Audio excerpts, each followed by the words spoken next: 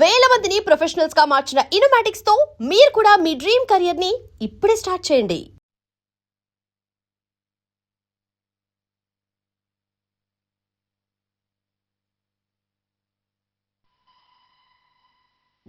Sessions case number 5347, applic 84, dated June 5th, 1984. Name of the accused, Surya.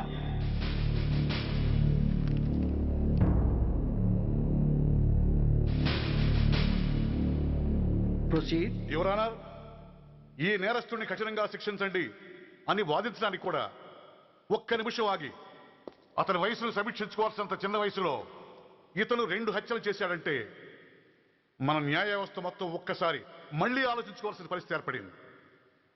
ఇతనికి జరిగింది అన్యాయమే, కానీ హత్యకు హత్య, హింసకు ప్రతిహింస సమాధానం కాకూడదు. ఇతను చేసిన తప్పుకు తప్పకుండా శిక్ష విధించాల్సిందే. కానీ వేసి ఆ శిక్షలా మాత్రం కాకుండా మొత్తం బాలలోకానికి, రేపటి తరానికి శిక్షణలా అనిపించాలి. It's my sincere request. That's all your honour. బాబు, నువ్వు చెప్పుకోవాల్సింది ఏమైనా ఉందా? ఆ హత్యకు సంబంధించిన అన్ని వివరాలు మాకు తెలిసిన ఎక్స్ మినిస్టర్ ఈ ఊళ్ళో పవర్ఫుల్ పర్సన్ అయిన చౌడప్పకి అగెనిస్ట్ గా సాక్ష్యం చెప్పడానికి ఎవరూ ముందుకు రాకపోయేసరికి కేసు క్లోజ్ చేయాల్సి వచ్చింది. మీలాంటి ధైర్యవంతులు ఊరికి ఒక్కరుంటే చాలు, మా డిపార్ట్మెంట్కి ఎంతో హెల్ప్ అవుతుంది. దేశం కోసం ప్రాణాలు ఇవ్వడానికి సిద్ధపడ్డ సైనికుడిని నేను. మేం కాపాడుతున్న దేశంలో ఇలాంటి కిరాతులు ఉండటానికి వీల్లేదు. ఇదిగోండి కంప్లైంట్, వెంటనే కేసు బుక్ చేయండి. మీరు ఎప్పుడు రమ్మంటే అప్పుడు నేను కోర్టుకు రావడానికి సిద్ధం. Thank you, I appreciate your spirit. Thank you. అవసరమైనప్పుడు కబురు పెడతాను, మీరు తప్పకుండా రావాలి. షూర్.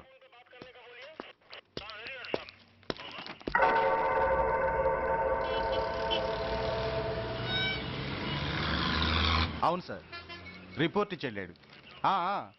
అడ్రస్ తెలుసు సార్, మిలిటరీలో పనిచేస్తాడట. లీవ్ మీద ఇంటికి వచ్చాడు. వాడి సంగతి మేము చూసుకుంటాం సార్, మీరేం వరి అవ్వకండి. అరే, ఈ మాత్రం దానికి మీరెందుకు సార్, మేమెందుకున్నాం? తెల్లారేసరికి వాడు ఎన్కౌంటర్ అయిపోతాడు. సరేనా? ఓకే సార్, ఉంటాను సార్. నమస్తే.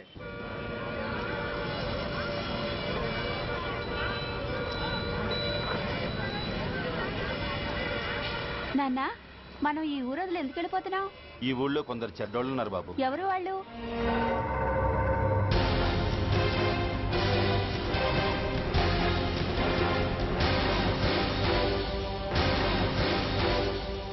జై జవాన్.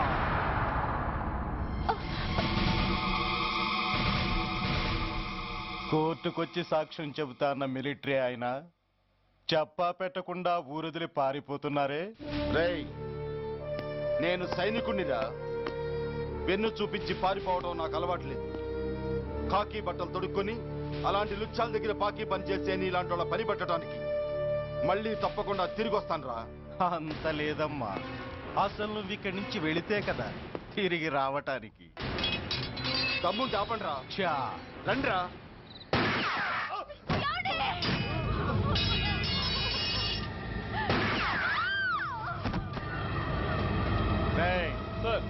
ఆ 2 శవాల్ని బస్సు వెనక టైర్ల కింద పడుకోబెట్టు.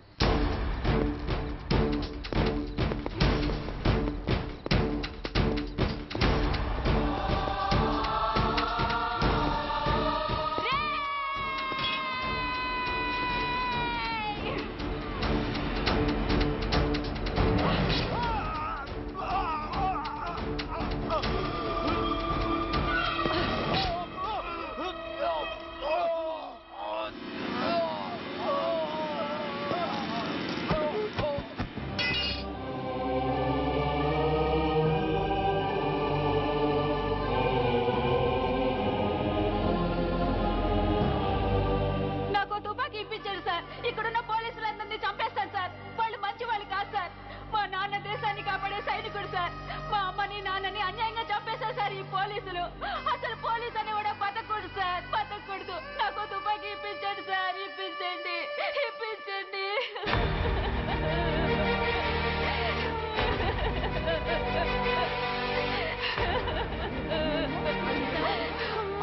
Order. The judgement is reserved. Court is adjourned. ఏ తలబట్టేసిందా? మీరా? ఏమో బాగున్నారా? బాగున్నానన్నయ్య. రండి కూర్చోండి. ఏరా బోర్డర్లో ఉండాల్సిన వాడి కోర్టులో పరిశీలన అయ్యావు. ఎంతసేపు అయింది వచ్చి? ఈ కేసు హియరింగ్ స్టార్ట్ అయ్యేసరికి వచ్చామన్నయ్య. ఇంతకీ ఆ అబ్బాయికి ఏం శిక్ష పడొచ్చు? ఏముందమ్మా, మైనర్ కాబట్టి కొన్నాళ్ళ పాటు రీఫార్మ్ స్కూల్ పంపించాల్సి ఉంటుంది.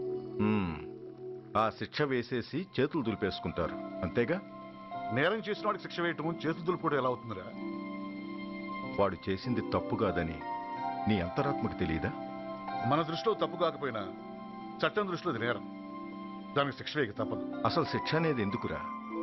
మనిషిలో పరివర్తన తేవటానికి. మీరు వేసే శిక్ష వాడిని తప్పు తెలుసుకొనివ్వదు, తప్పుదారిలోకి మళ్ళిస్తుంది. ఏంటో నువ్వనేది? ఆ పసి మనసులో ఎంత ఆవేదన ఆవేశం ఉన్నాయో చూసావు కదా. శిక్షాకాలంలో అవి వాడితో పాటే పెరుగుతాయి తప్ప తరగవు. సమాజం మీద కక్షతో, వ్యవస్థ మీద హేట్రెడ్తో ఓ రెబల్గా సొసైటీలోకి వస్తాడు. దగ్గరకు తీసుకుని ఆదరించేవాళ్ళు లేక మరో క్రిమినల్గా తయారవుతాడు. ఇంతకీ నువ్వు అనేది ఏమిట్రా? మా కన్న కొడుకు ఎలాగూ పోయాడు, వాణ్ణి మేం పెంచుకుంటాం. Yes, we want to adopt him. I appreciate your humanity major Bhargav, but చట్టానికి విచారణ చేయటంలోనూ శిక్ష విధించటంలోనే కాదు, ఆ శిక్షను అమలు చేయటంలో కూడా కొన్ని పరిమితులు ఉంటాయి. శిక్షాకాలం పూర్తి కాకుండా అతన్ని మీకు హ్యాండ్ ఓవర్ చేయటం కష్టం అవుతుంది. ఇంతకీ ఆ కుర్రాడి మీద మీకు ఎందుకంత ఇంట్రెస్ట్? అతను ఓ సిన్సియర్ మిలిటరీ మ్యాన్ కొడుకు సార్. అంటే ఆ చనిపోయిన అతను? He was my subordinate sir. Oh I see. Okay, I will do one thing. ప్రస్తుతానికి ప్రొసీజర్ ప్రకారం అతన్ని రిఫార్మ్ స్కూల్కి పంపిద్దాం. ఈలోగా గవర్నమెంట్కి, లా అండ్ ఆర్డర్ డిపార్ట్మెంట్కి స్పెషల్ పర్మిషన్ కోసం అప్లై చేసి వాళ్ళని ఒప్పిస్తాను. ఆ తర్వాత అతన్ని మీరు తీసుకెళ్ళవచ్చు. Thank you very much sir.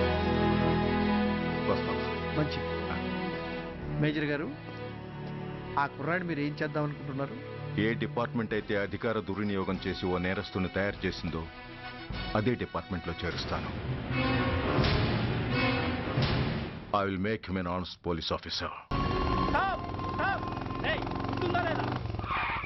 నిన్నేరా ఏంటి అలా చూస్తున్నావు?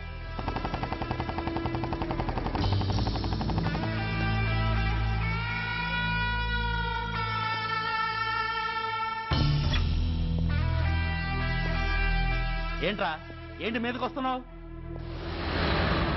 ఏమన్నావురా? సిగ్నల్ పడకుండా ఎందుకు వెళ్ళావు? నన్ను నువ్వు ఏమన్నావు? బుద్ధి ఉందా లేదా అన్నాను. ఓహో,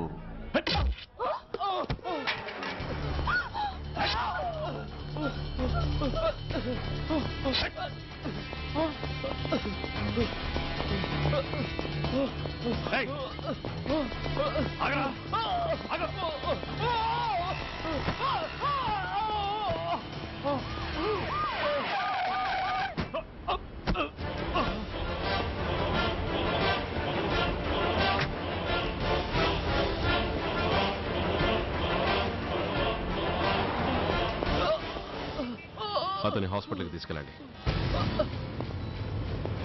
డ్రాప్ ది నైఫ్. కత్తి కింద పడై.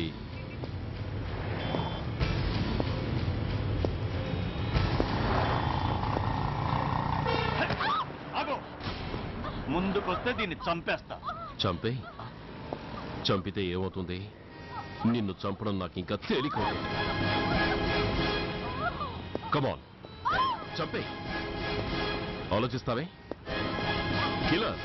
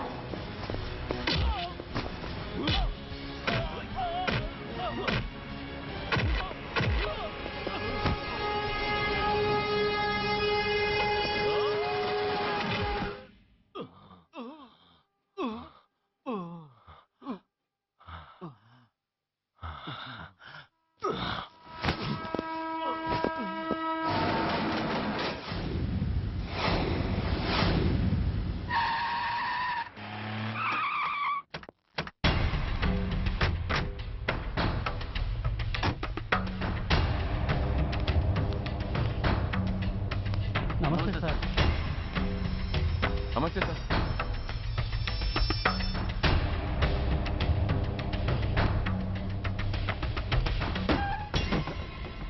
నేనెవరిని?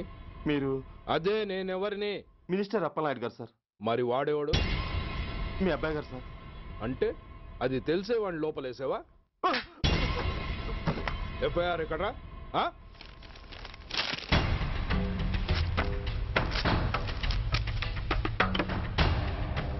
నువ్వేనా రైటర్వి? అవును సార్. ఆ? నీకెన్ని గుండెలుంటే మా వాడి మీద ఎఫ్ఐఆర్ రాస్తారా? రే సెల్ తాళాలు ఎక్కడ్రా? ఇదిగోండి సార్. నీ అబ్బా నాకిస్తారా? ఇల్లు తెరువు. అసలు ఎవడ్రా నా కొడుకుని అరెస్ట్ చేసింది? ఏసీపీ సూర్య గారు అంటున్నానా? తూ నీ అబ్బా సిగ్గు లేదురా? ఆడంగి నాయల్లా తన్నులు తినొస్తారా? నా కడుపున చెడబుట్టావు కదరా. వెళ్ళు కార్లో కూర్చో. రేయ్ అసలే అడ్డదారులు అసెంబ్లీకి వెళ్ళినోడిని. నాకు సంబంధించిన విషయంలో ఎవడన్నా అడ్డొచ్చాడో అడ్డంగా నరికేస్తా. ఆ విషయం మీ ఏసీపీ గడికి చెప్పు.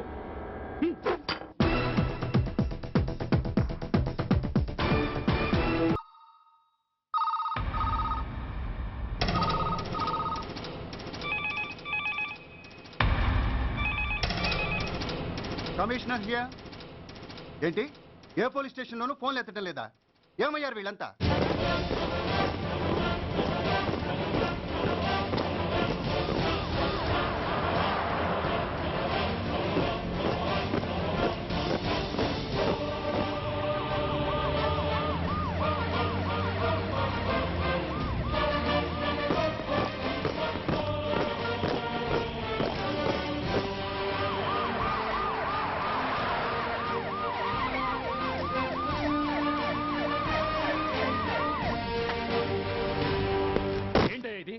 What is nonsense? యూనిఫామ్ తీసేసి పోలీస్ స్టేషన్ మూసేసి బజారు పడతారా? మీరు పోలీసులు అనుకుంటున్నారా, గుండాలు అనుకుంటున్నారా? విలువలేని యూనిఫామ్స్ ఒంటి మీద ఉంటే ఊపిరాడడం లేదని తీసేసాం సార్. పందులు పందికుక్కులు స్టేషన్లోకి వచ్చేస్తుంటే వాటిని ఆపే శక్తి లేక తాళాలు వేసేసాం సార్. మిస్టర్ సూర్య, పోలీస్ వ్యవస్థ లాంటి ఎమర్జెన్సీ సర్వీసుల్లో ఇలా సమ్మెలు చేయడం నిషేధం. అదే ఎందుకని sir? Government doctors, nurses, postal department కూడా ఎమర్జెన్సీ సర్వీసులే. వాళ్ళు హక్కుల కోసం స్ట్రైక్ చేయడం లేదా? ఆఖరికి మాకు ఓ గుర్తింపు రిజర్వేషన్లు కావాలని కొజ్జాలు కూడా స్ట్రైక్ చేస్తున్నారు. వాళ్లకున్నపాటి విలువ గౌరవం కూడా మాకు లేవా sir? Mister Surya, you are crossing your limits. మీరు ఇలా చేయటం వల్ల కామన్ పీపుల్ ఎంత సఫర్ అవుతారో ఆలోచించారా? పోలీస్ అనేవాడు కూడా ఓ కామన్ మ్యాన్ అనేది మర్చిపోకండి సార్. ఇంతకీ మీకు ఏమన్యాయం జరిగిందయ్యా? సార్, ఒక ట్రాఫిక్ కానిస్టేబుల్ తన డ్యూటీని సక్రమంగా చేసినందుకు ఒక లుచ్చా విధవ కత్తితో పొడిచి చంపబోయాడు. వాడిని అరెస్ట్ చేస్తే వాడి బాబెవడో మినిస్టర్ అప్పలనాయుడు అంట. వాడొచ్చి మన ఊపిరితో సమానమైన ఎఫ్ఐఆర్ని వాడు మందు కొట్టి మూతి తుడుచుకునే ముండకొంగు నలిపినట్టు నలిపి పారేసి అది రాసిన రైటర్ని, డ్యూటీలో ఉన్న ఎస్ఐని, సెంట్రీని కొట్టి దమ్ముంటే నా కొడుకు మీద చెయ్యేసి చూడంట్రా, అడ్డొచ్చిన వాడిని అడ్డంగా నరుకుతానని ఛాలెంజ్ చేసి మరి వాడు కొడుకుని తీసుకెళ్లిపోయాడు సార్. ఇలా ప్రతి అడ్డమైన వాడు వచ్చి దౌర్జన్యంగా ఖైదీల్ని తీసుకుపోతుంటే ఇంకెందుకు సార్ మాకు ఈ వాచ్మ్యాన్ ఉద్యోగాలు? బ్లాక్ లో టికెట్లు అమ్ముకునే వాడిని లాకప్ లో పెడితే మున్సిపల్ చైర్మన్ ఫోన్, ఓ రౌడీ విధవను అరెస్ట్ చేస్తే ఎమ్మెల్యే ఫోన్, ఓ రేపిస్ట్ అరెస్ట్ చేస్తే మినిస్టర్ ఫోన్. అందరికీ రూల్స్ అండ్ రెగ్యులేషన్స్ ఉంటాయి, కానీ మా పోలీస్ వాళ్ళకి మాత్రం రూలింగ్ లో ఉన్న వాడి మాట వినడం ఒక్కటే రూలు. కాదని ఎదురు తిరిగితే సస్పెన్షన్లు లేదా ట్రాన్స్ఫర్లు. కాకి బట్టలు వాళ్ళ ఇంటి కర్టెన్స్ అనుకునే ఇలాంటి మినిస్టర్స్ ని గుడ్డనోడు తీసి నడి రోడ్డు మీద నడిపించాలి sir. Control your self mister Surya. Control చేసుకోవడానికి ఇది ఆవేశం కాదు సార్, ఆవేదన. ఒక పొలిటీషియన్ కారిడోర్ తీయడానికి పోలీస్ కావాలి. వాడు చేసిన తప్పుడు పని వల్ల కడుపు మండిన అన్నల బుల్లెట్ల గడ్డుగా పోలీస్ కావాలి. ఆఖరికి వాళ్ళ పెళ్లాల బ్యూటీ పార్లర్కి వెళుతుంటే తోడుగా పోలీస్ కావాలి. ఇలాగే కంటిన్యూ అయితే పోలీస్ అనేవాడు పొలిటీషియన్స్ పెంచుకునే వింత జంతువు అనుకుంటారు సార్ ప్రజలు. సార్, ఈ దేశంలో హిందువులకో న్యాయం, ముస్లింలకో న్యాయం, సిక్కులకో న్యాయం ఉన్నట్టే పొలిటీషియన్స్కో న్యాయం, రౌడీలకో న్యాయం, పబ్లిక్కో న్యాయం ఉండేలా రూల్ ఒకటి తీసుకురండి సార్. లేకపోతే మా డ్యూటీ ఏంటో మేమేం చేయాలో మాకే అర్థం కావడం లేదు. రాజకీయం, రౌడీజం షేకెన్స్ ఇచ్చుకుని మమ్మల్ని దద్దమలు చేస్తున్నాయి. మీరేమో రూల్స్ రెగ్యులేషన్స్ అంటూ మా నోళ్లు చేతులు కట్టేస్తున్నారు. అందుకే ఏ రాజకీయ నాయకుడు లా అండ్ ఆర్డర్ లో జోక్యం చేసుకోకూడదని ఈ నిరసన. అంతేకాదు, చట్టాన్ని అవమానించి పోలీసుల్ని కొట్టివెళ్లిన మినిస్టర్ తన కొడుకుని తనే స్వయంగా తీసుకొచ్చి మాకు అప్పగించాలి. మా వాళ్ళని కొట్టినందుకు అతను మా అందరికి క్షమాపణ చెప్పాలి. అతను మంత్రి అయ్యా. తప్పు చేసింది మంత్రైనా మంత్రసానైనా ఒక్కటే సార్. అయితే మీ నిర్ణయంలో మార్పు లేదా? Sorry sir. సారీయా? నేనెందుకు చెప్పాలి సారీ? అయినా అంత టెన్షన్ పడతారు ఎందుకు? 2 రోజులు కడుపులు మారితే వాళ్ళే దిగొస్తారు. వాళ్ళ పరిస్థితి చూస్తే అలా లేదండి, చాలా పట్టుదలగా ఉన్నారు. మరీ అంత నెత్తికి ఎక్కితే వాళ్ళని పీకి పారేసి కాస్త ఒడ్డు పొడుగున్న వాళ్ళని వేసుకుంటాం, అంతేగా? ఏంటే అప్పలనాయుడు, పోలీసులు అంటే పొలాల్లో పనిచేసే కూలీలు అనుకుంటున్నావా? ఈ ఊరోడు పనిలోకి రాకపోతే పొరుగురు నుంచి లారీలో తెచ్చుకోవడానికి వాళ్ళకి వీళ్ళకి పెద్ద తేడా ఉందండి. ఆపోయా మినిస్టర్ తర్వాత కాస్త డిగ్నిటీ మెయింటైన్ చేయొద్దు. పోలీస్ స్టేషన్కి వెళ్ళి పోలీసుల మీద గుండాలా దౌర్జన్యం చేస్తావా? ఏంటండి పోలీసులను ఎప్పుడు ఎవడో తిట్టలేదా కొట్టలేదా? అదేదో పెద్ద పాపమైనట్టు అది నేను మాత్రమే చేసినట్టు మాట్లాడతారండి. ఇదిగో ఊరికే నోరు పారేసుకోకుండా నేను చెప్పేది విను. ఈ రోజు వైజాగ్ సిటీ వరకు ఉన్న ఈ స్ట్రైక్ రేపు స్టేట్ అంతా పైకిందనుకో, అప్పుడు మొత్తం ప్రభుత్వానికి ఎసరు వస్తుంది. ఆ పరిస్థితి కనుక వస్తే నిన్ను పార్టీ నుంచి ఈగ ముక్కను పీకినట్టు పీకి పారేస్తారు. అప్పుడుగా నేను ఎందుకు చెప్పాను నీకు అర్థం కాదు. అప్పలనాయుడు గారు, ప్రెసిడెంట్ గారు చెప్పింది కరెక్ట్. ఓటితో పోయేదాన్ని గొడ్డల దాకా తెచ్చుకోవడం దేనికి చెప్పండి? అయితే ఇప్పుడు నన్ను ఏం చేయమంటారు?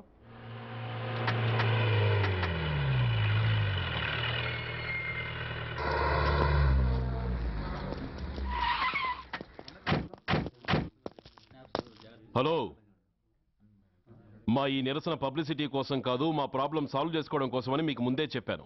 మళ్ళీ ఎందుకు వచ్చారు? మినిస్టర్ గారు రమ్మంటే రాకుండా ఎలా ఉండగలం సార్? మినిస్టరా? ఏ మినిస్టర్? అప్పలనాయుడు గారే సార్. అదిగో అప్పలనాయుడు గారు వచ్చేసారు, పదండి.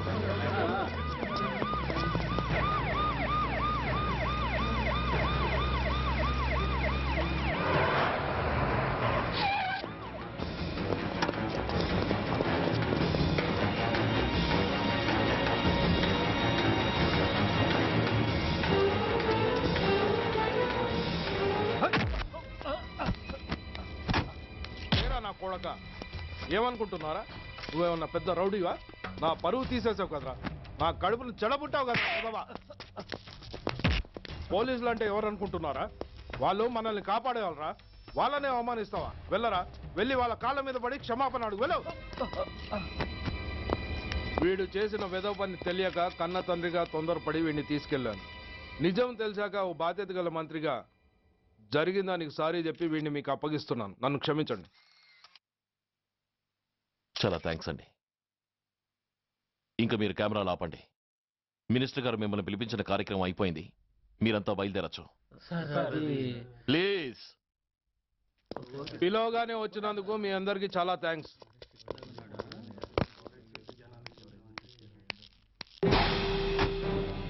ఏంటయ్యా ఇది? ఎందుకు డోర్ మూసావు? ఏ సెక్యూరిటీ, అలా చూస్తూ నిలబడతా అండి. ఏంటయ్యా ఇది? మీరు చెప్పింది చేశానుగా. నా కొడుకుని మీకు అప్పగించాను, మీ అందరికి సారీ చెప్పాను. ఇంకా ఏంటి?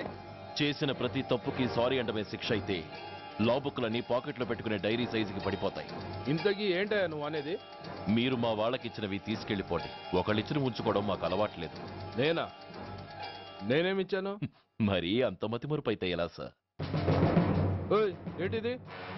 మీరు మా ఎస్ఐకి చెప్పుతో ఇచ్చారు. అతని తరఫున నేను మీకు షూతో ఇస్తున్నాను. ఎంత ధైర్యం రా నీకు? నన్నే కొడతావా? నీ ఎంత చూస్తాను, ప్రాణాలు తీస్తాను. డిఐజీ కమిషనర్ ఎక్కడా మీరు?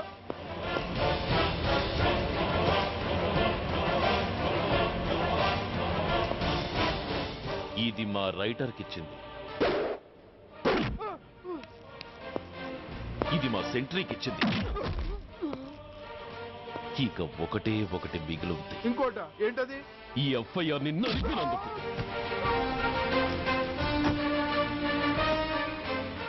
ఇక మీరు వెళ్ళండి. డ్రైవర్, వాడిని తీసుకెళ్లి లాకప్ లో పెట్టండి. ఇక మీరందరూ డ్యూటీలో జాయిన్ అవ్వచ్చు.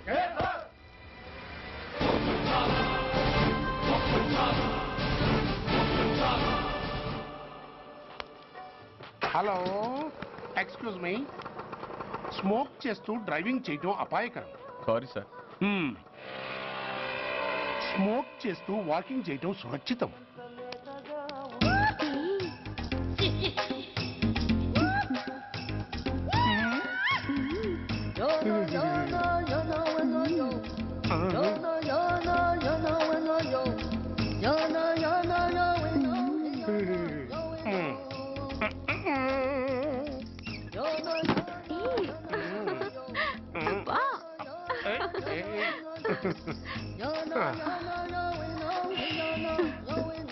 ఎలా ఉంది?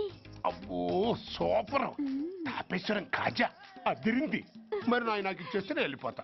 ఏంటి ఇచ్చేది? నా పంతనానికి పేమెంట్. ఏంటి? అర్థం కాలేదా? ఆడాళ్ళలో నువ్వు ఎలాగో మగాళ్ళలో నేను అలా అనమాట. ఇచ్చు ఇచ్చు ఇచ్చు ఇచ్చు దొంగ సచ్చినోడా నాటకాలు ఆడుతున్నావా? మర్యాదగా నా డబ్బులు ఇచ్చే. ఓయ్ సీను మార్చద్దు. ఇప్పుడు నువ్వు నన్ను రమ్మన్నావా, నేను నిన్ను రమ్మన్నానా? నేనే రమ్మన్నాను. లోపలికి వచ్చి నేనేమన్నాను? ఎంత అన్నావు? నువ్వేమన్నావు? 100 అన్నాను. కదా అంటే నా పర్సనాలిటీకి నువ్వు కట్టిన రేటు 100 అన్నమాట. అదే నేను అడిగాను. ఇచ్చు ఇచ్చు ఇచ్చేమ్మా. ఏంట్రా ఓవర్ చేస్తున్నావు? మర్యాదగా నా 100 నాకు ఇవ్వు, లేకపోతే నా లంగా బొందికి నేను ఊరేసి చంపేస్తాను. హెల్ప్ హెల్ప్ కష్టాన్ని పడితే చంపేస్తానంటుంది. ఈ అన్యాయాన్ని ఎదుర్కొన్న నాదుడే లేడా? అరవకు. ఏదో మొగుడికి తెలియకుండా వారానికి ఒకసారి ఇక్కడికి వచ్చి గుట్టుగా బిజినెస్ చేసుకుంటున్నాను. నీకు దండం పెడతాను, నన్ను అలర్పాలు చేయమాక. నువ్వేమి ఇవ్వక్కర్లేదు, వెళ్ళిపో. మంది హైటెక్ బ్రెయిన్. నీ పేరు గంట గంగారత్నం, మీ ఆయన పేరు గంట గురునాథం. ఆడు ఎలక్ట్రిసిటీ బోర్డులో పనిచేస్తున్నాడు. డోర్ నెంబర్ 14/14, లింకు రోడ్డు, ఫిట్టింగులు పేట, విజయవాడ 2. ఇది నీ అడ్రస్. నేను మంచోని గనక కమిట్ అయిన 100తో అడ్జస్ట్ అయిపోతున్నాను. ఆలస్యమైందనుకో అది డబుల్ అయిపోద్ది. ఇచ్చే నోటు చేతిలో పెట్టు. థ్యాంక్స్. దున్నపోతులా ఉన్నావు, ఆడదాన్ని ఉసురు పోసుకుంటున్నావు. ఎయిడ్స్ వచ్చి చస్తావు. Sorry, no chance. హెల్మెట్ లేకుండా నేను యుద్ధానికి వెళ్ళను. ఎత్ర నారీ వర్ధంతి తత్ర జీవనం సుఖాస్మనం. అంటే నాకేం తెలుసు? ఎప్పుడో విన్నాను, ఇప్పుడు అనాలనిపించింది అన్నాను. వస్తాను.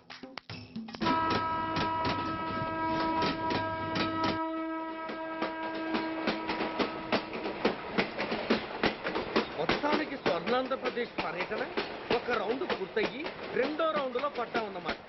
ఏంట్రా నీలో నువ్వే కొనుక్కుంటున్నావు? అబ్బే ఏం లేదు గురు, నువ్వు సర్వీస్ లో చేరిన తర్వాత నీ అండర్లో నేను హైదరాబాద్ నుండి బందర్లో పడి తిరిగిన జిల్లా తిరగకుండా తిరిగి తిరిగి తిరిగి తిరిగి హైదరాబాద్ చేరుకుంటున్నాం కదా, దాని గురించి. నవ్వుతావు ఎందుకు నవ్వు? చిన్నప్పుడు ఎవడో ఒక సన్నాసి నా చేయి చూసి లోక సంచారం అవుతావు అన్నాడు. దాంతో నేను ఏ విమానం పైలట్లో షిప్ కెప్టెన్ లో అవుతాననుకున్నాను, కానీ ఇలా నీతో పాటు తిరుగుతూ రాష్ట్రమంతా సర్వే చేస్తానుకోలేదు. ఏడ్చావులే. నిజంగానే ఏడ్చినట్టుంది. డ్రెస్ కిందకు 30 ఏళ్ళు వచ్చినా ఇంకా పెళ్లి కాలేదంటే తెలిసిన వాళ్ళందరూ నన్ను ఆర్ట్ అయిపోయి అనుకుంటారు తెలుసా? అయితే ఓ మంచి అమ్మాయిని చూసి చేసుకోవచ్చుగా. చేసుకోవచ్చు, ఎందుకు చేసుకోకూడదు? కానీ అవకాశం ఏది? ఫస్ట్ బందర్ బస్ స్టాప్ లో అమ్మాయిని చూసి ముచ్చటపడి పేరు అడుగుదామనుకున్నా. అడిగే లోపల ఆదిలాబాద్ ట్రాన్స్ఫర్ చేశారు. అక్కడ ఇంకో సుందరి కనిపించింది, పేరు అడిగా. ఆ అమ్మాయి పెద విప్పే లోపల ప్రకాశం జిల్లా పంపించారు. ఒంగోలులో ఇంకో అమ్మాయి కనిపించింది, పేరు చెప్పింది. ట్రాఫిక్ లో వినబడలా అనే లోపు విజయవాడ తన్నారు. ఇలా నిలకడ లేకుండా నీతో పాటు తిరుగుతూ ఉంటే లవ్ ఎక్కడా, మ్యారేజ్ ఎక్కడా? నా బొంద. అంత ఇబ్బందిగా ఉంటే నాతో పాటు ఎడవడం ఎందుకు? మంచి ఉద్యోగం ఇప్పిస్తాను, హాయిగా పెళ్లి చేసుకుని సెటిల్ అవ్వు అంటావు అంతేగా? జీవితాంతం ఒంటరిగా అయినా గడిపేస్తాను, కానీ మీ ఫ్రెండ్షిప్ మాత్రం దూరం చేసుకుని ఏసీపీ గారు. ఇది కొంచెం ఓవర్ అయినట్టుంది. ఓవర్ అయిందా? ఐసీ, అయితే ఆపేస్తాను. ఈ టికెట్ ఎవరిది బాబు? బాబు కాదు, పాప. ఈ టికెట్ గలదు. ఏ నా టికెట్ ఏం తక్కువ? రేటు తక్కువ. ఇది సూపర్ ఫాస్ట్ ట్రైన్. నువ్వు ఎక్కాల్సింది మామూలు ట్రైన్. సికింద్రాబాద్ లో దిగి పీటీ కట్టించుకుని మీ ఊరెళ్ళు. ఏ ఈ ట్రైన్ భువనగిరి వెళ్ళదా? వెళ్తుంది, కానీ ఆగదు. ఆగదా? ఎందుకు ఆగదు? ముందు కరీంనగర్ లో ఆగింది, తర్వాత సికింద్రాబాద్ లో ఆగుతుంది. మధ్యలో ఉన్న భువనగిరిలో ఎందుకు ఆగదు? ఏంటి లాజిక్కా? మీ ఊరికి ఈ ట్రైన్ ఆగేంత బిల్డప్ లేదు, గానీ ఎక్కువ మాట్లాడకుండా సికింద్రాబాద్ లో దిగిపో. ఏంటయ్యా అమాయకురాల్లా కనిపిస్తున్నాన్ని దబాయిస్తున్నావా? టికెట్ ఇచ్చినప్పుడు రైలు ఎందుకు ఆపరు? ఈ రైలు మా ఊళ్ళో ఆగాల్సిందే, ఆపి తీరాల్సిందే. అమ్మాయి, ఆడపిల్లవని ఊరుకుంటుంటే తగరెచ్చిపోతున్నావు. ఇంకా ఎక్స్ట్రా చేసావంటే సికింద్రాబాద్ దాకా ఎక్సెస్ ఫేర్ రాసి ఫైల్ కూడా కట్టిస్తాను, జాగ్రత్త. ఏంటమ్మా నేనేమన్నానని? ఊరుకో తల్లి, ఊరుకో, నువ్వేం కట్టగర్లేదులే. ఏంటిది? కట్ట కాదు, పుస్తే. పుస్తా? ఒక పుస్తంటే 2 జీవితాల బంధం. ఈ తాళి పట్టుతోనే నా స్నేహితురాలి పెళ్లి ముడిపడి ఉంది. నేను టైంకి భువనగిరి చేరకపోతే ఆ పెళ్లి ఆగిపోతుంది. నేను తాళి పట్టు తీసుకెళ్తున్నానంటే వాళ్ళదెంత పేద కుటుంబమో ఆలోచించండి. అది అసలు అభిమానం గల పిల్ల. అలాంటి దాన్ని పెళ్లి ఆగిపోతే ఆత్మహత్య చేసుకుంటుంది. ఆ పాప మీకు నాకు చుట్టుకుంటుంది. అందుకే చెప్తున్నాను, ఈ చైన్ లాగే ట్రైన్ ఆపండి, లేదా ఈ చైన్ లాగే నా ప్రాణాలను తీసేయండి. అమ్మా ఆండాళమ్మా కాదు రంబమ్మ. ఆ పోని రంబమ్మ. ఆ చైన్ లాగి నా ఉద్యోగం పోగొట్టుకునే దమ్ము నాకు లేదు కానీ గార్డుతో మాట్లాడి మీ ఊళ్ళో ట్రైన్ స్లోగా వెళ్ళేలా చేస్తాను. రన్నింగ్ లో దిగలవా? స్టేషన్ వచ్చేసింది, జాగ్రత్తగా దిగమ్మా. దిగ్గానే నీ సామాన్లు కింద పడేస్తాం.